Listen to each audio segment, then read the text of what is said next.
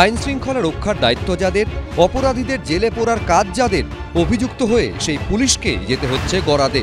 Vote পরবর্তী হিংসায় BJP কর্মী অভিজিৎ সরকার খুনের মামলায় নারকেলডাঙ্গা থানার তৎকালীন ওসি শুভজিৎ সেন, তৎকালীন সাব ইন্সপেক্টর রত্না সরকার এবং হোমগার্ড দীপঙ্কর দেবনাথকে জেল হেফাজতে পাঠিয়েছে সিবিআই এর বিশেষ আদালত।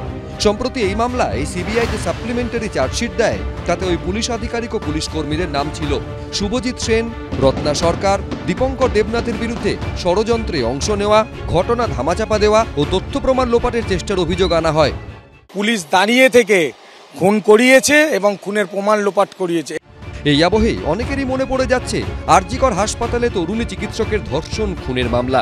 গত বছর 9 আগস্ট আরজিকর মেডিকেল কলেজ হাসপাতালে তরুণী চিকিৎসককে ধর্ষণ খুনের ঘটনায় তোলপাড় পড়ে যায় গোটা দেশে।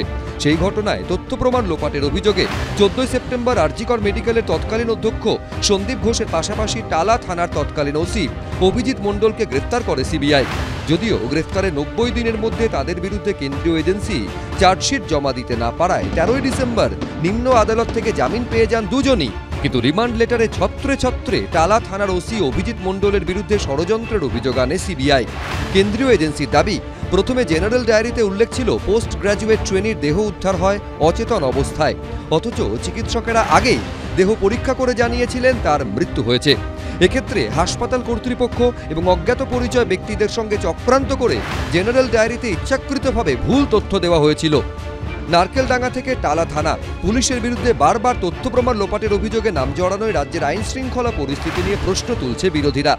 এই থেকে পশ্চিমবঙ্গের সমস্ত পুলিশ অফিসার এবং পুলিশ কর্মীকে শিক্ষা নেওয়া প্রয়োজন, কারণ আপনাদের মাথায় অশোকস্তম্ভ, কাঁধে স্টার, খাকি ড্রেস, এই সমস্ত কিছু দিয়েছে হচ্ছে ভারতবর্ষের সংবিধান। যদি আপনি নিরপেক্ষতা বজায় রাখবেন না, তখন এই সংবিধানেরই শক্তি আপনাকে জেলের ভেতরে রাখবে। যদি তৃণমূলের হয়ে দালালি করেন, তাহলে আগামী দিনে আপনাদের সাথেও এই ধরনের ঘটনা কিন্তু ভারতবর্ষের সংবিধান করবে, বিজেপিকে করতে হবে না। ভারতবর্ষের সংবিধান আপনাদেরকে জেলের ভেতরে ঢোকাবে। মুখ্যমন্ত্রীকে বললে বলুক না যে আপনার হয়ে এত খাটলাম, একটু দেখুন, আপনি তো সব পারেন। রাজীব কুমারের সময় আপনি তো ভেতরে ভেতরে অনেক ব্যবস্থা করেছেন। রাজীব কুমার বড় অফিসার, তার জন্য আপনি একেবারে দিল্লি, পাটনা সব দৌড়ে বেরিয়েছেন, রাস্তায় বসেছিলেন। তো আমি আইপিএস অফিসার, আমার জন্য রাস্তায় বসবেন না কেন? আমি তো আপনার হয়ে কাজ করেছি। আমি জানি ওরা বলতে পারবে কিনা, পুলিশ অফিসারদের মেরুদণ্ড বলে কিছু নেই। বিরোধীদের পাল্টা জবাব দিয়েছে তৃণমূল।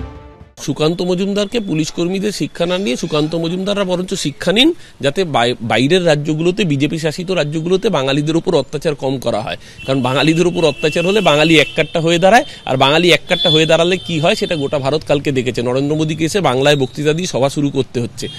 বিজেপি কর্মী অভিজিৎ সরকার খুনের মামলার শুনানিতে শুক্রবার পুলিশকে উদ্দেশ্য করে সিবিআই আদালতের বিচারক রোহন সিনহা বলেন, রক্ষকে যদি ভক্ষক হয় তাহলে সমাজ কি করবে? উজ্জ্বল মুখোপাধ্যায়, সৌমিত্র রায়, সুদীপ্ত আচার্য, এবিপি আনন্দ।